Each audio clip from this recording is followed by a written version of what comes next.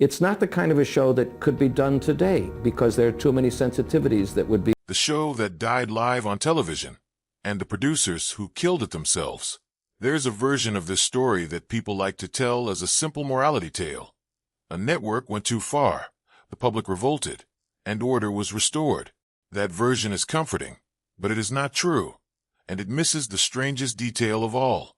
The two men responsible for the fastest cancellation in American broadcast history were the same two men who, only 12 months earlier, had built the single most popular show on television. They did not stumble into disaster by accident. They walked into it using the exact same formula that had made them famous, only this time without the one ingredient that had kept that formula from collapsing on itself. To understand how something so calculated could fail so completely in under 10 minutes of airtime, you have to go back to the moment nobody at the network believed in the project that would make them rich. In the fall of 1967, NBC had a hole in its Monday night schedule and very little faith that anything could fill it well. The network spy drama had run its course, and up against CBS's Gunsmoke and The Lucy Show, two of the most dependable hits on the air, executives were not exactly optimistic. Into that gap stepped a strange, chaotic pilot from producers Ed Friendly and George Schlatter, built around two genial hosts named Dan Rowan and Dick Martin. It was fast. It was fragmented. It looked, to more than one executive, like someone had taken an ordinary hour of television, cut it into ribbons, and thrown the pieces back together in the wrong order. Sketches lasted seconds. Punchlines arrived before viewers had time to register the setup. A joke would land, and the next one would already be crowding it off the screen. Network veterans who had spent decades on conventional variety shows did not know what to make of it, and several people involved in scheduling the show later admitted they expected it to die quietly within a few weeks. It premiered on January 22, 1968, and the doubts did not survive the month. Within about 5 weeks, Rowan and Martin's Laugh-In had become the most watched program in the country, pulling ahead of both Gunsmoke and Bonanza and holding the #1 spot for 2 consecutive seasons. At its peak, it was reaching tens of millions of viewers a week, which meant that on any given night, something close to a third of American households with a television set had it turned on. Timing had a great deal to do with why. 1968 was one of the most violent and disorienting years in modern American history. The Tet Offensive, the assassinations of Martin Luther King Jr. and Robert Kennedy, the chaos outside the Democratic Convention in Chicago. Into a country that was exhausted, frightened, and constantly on edge, came a show that never let a single subject sit still long enough to become unbearable. If a joke touched a nerve, it was gone before the discomfort could set in, replaced instantly by the next flash of color and noise. That speed was not incidental. It was the entire design. It was also the reason the show became such a headache for the people whose job was to police it. NBC assigned Laugh-In its own full-time censor from the Standards and Practices Department, an unusual level of dedicated oversight for the period, because the show was generating more contentious material, faster, than almost anything the network had dealt with before. Scripts came back from review covered in notes, every questionable line flagged for removal, and the fight would start again the following week. George Schlatter later described the process as a daily negotiation rather than a weekly one, with the network pressing constantly to soften lines and cut references. What surprises people now is what Standards and Practices was actually worried about. It was rarely profanity in the way audiences might assume. The real battlegrounds were sex, race, and politics. The 3 subjects a primetime variety show in 1968 was expected to handle with extraordinary caution, because affiliates in different parts of the country would react to each of them very differently. In one frequently cited example, the word breast was cut from a medical-themed sketch on Laugh-In, even though the identical word had aired without incident on an educational program the very same night. The writers were furious about the inconsistency, but by the time anyone could argue about it, 3 more jokes had already gone by. Schlatter eventually stopped trying to win these fights through direct argument and started outmaneuvering the censors instead. He and his writing staff began deliberately loading scripts with lines they knew would draw immediate attention. Loud, obvious, easy targets that the censors could pounce on and feel they had done their job by cutting.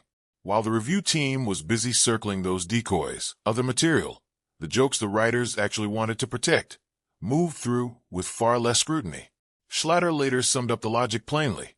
The scripts were written so dense and so fast that anyone reviewing them at a normal pace simply could not keep up. Production made the gap even wider. Standards departments were built to work ahead of broadcast, flagging problems with time to spare. But Laugh-In was often still being written while earlier segments were already being filmed, and by the time a disputed joke reached a final decision, the episode built around it was sometimes only days from air. The show was, in effect, still arguing with its own censors while it was already on its way to the audience, and that lag became the space in which the sharper material survived. A lot did survive. The show's recurring Mod World segments featured dancers in bikinis, an image acceptable enough on its own by the standards of 1968. But the camera would then push in close and reveal jokes, puns, and images painted directly onto their skin. Visual gags that Schlatter later said slipped past reviewers who did not fully register what they were looking at on the page. The show's rapid-fire one-liners worked the same way. Many carried sexual innuendo that reads unmistakably today, but was difficult to challenge in the moment without forcing a censor to say out loud exactly what they thought a joke meant. A phrase like "sock it to me" could sound playful and empty or loaded and suggestive, depending entirely on how the listener chose to hear it. One of the show's most popular recurring characters, a persistent old man named Tyrone F. Hornigan, played by Arte Johnson opposite Ruth Buzzy's tightly wound park bench regular, built an entire running sketch out of unwanted advances, followed by a swing of her handbag. It aired week after week, largely because the punishment built into the joke gave the network enough cover to let the premise through. There was also a running joke that would, without anyone intending it, come back around in the most ironic way imaginable. Early in the show's run, the writers had leaned on ethnic humor built around Polish stereotypes, and NBC's censors ordered them to dial it back before it caused real trouble with affiliates and advertisers. Rather than lose the structure of the joke entirely, the writers needed a new target, a name they could drop into a punchline without pointing at any specific group of people. They landed on Cleveland. George Schlatter later admitted he had barely any connection to the city. It simply had the right sound for the joke.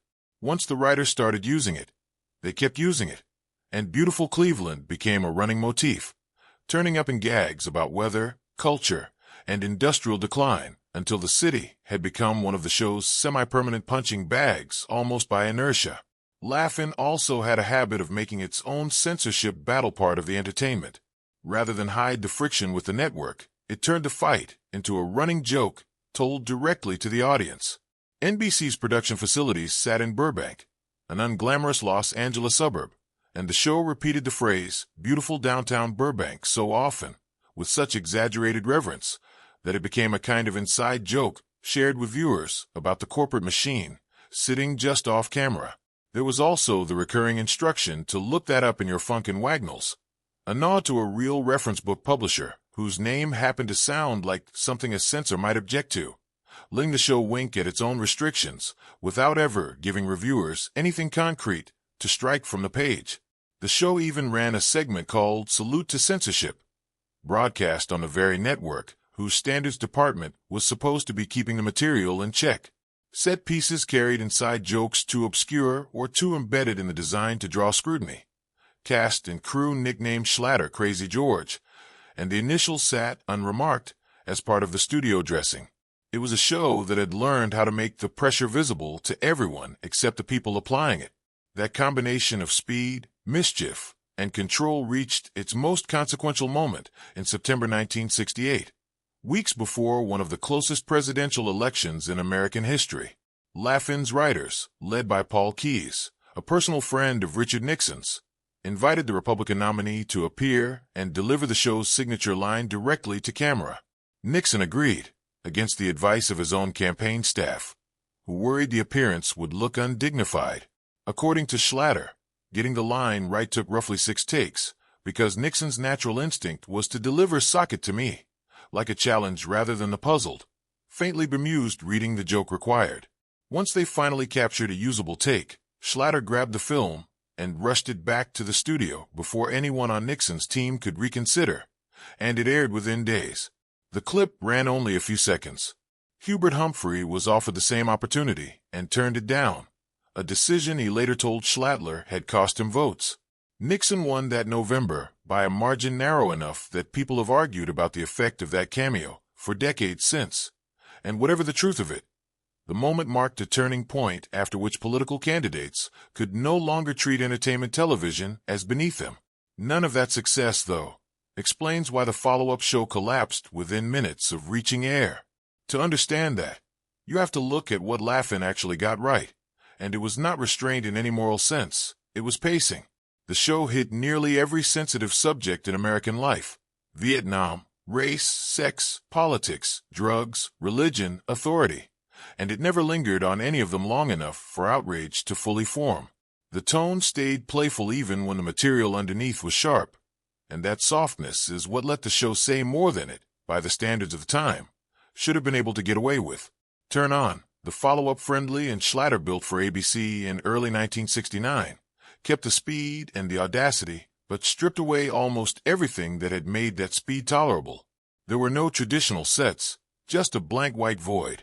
There was no laugh track and no studio audience, only bursts from a Moog synthesizer standing in for human reaction. The premise was that the entire show was being generated by a computer, and the humor leaned overwhelmingly on sex, rendered far more bluntly than Laugh-In's coded innuendo. Viewers recalled the word appearing across the screen in large, insistent lettering rather than tucked inside a wink-and-nod joke. It premiered on February 5, 1969. In the time slot recently vacated by the soap opera Peyton Place, with actor Tim Conway hosting. Roughly 10 minutes in, the general manager of ABC's Cleveland affiliate, WEWS, ordered the feed cut. The screen went to black, then to organ music normally reserved for genuine broadcast emergencies, and the manager spent the rest of the night on the phone urging other stations around the country not to air it. Several major markets further west refused to carry the episode at all once word spread.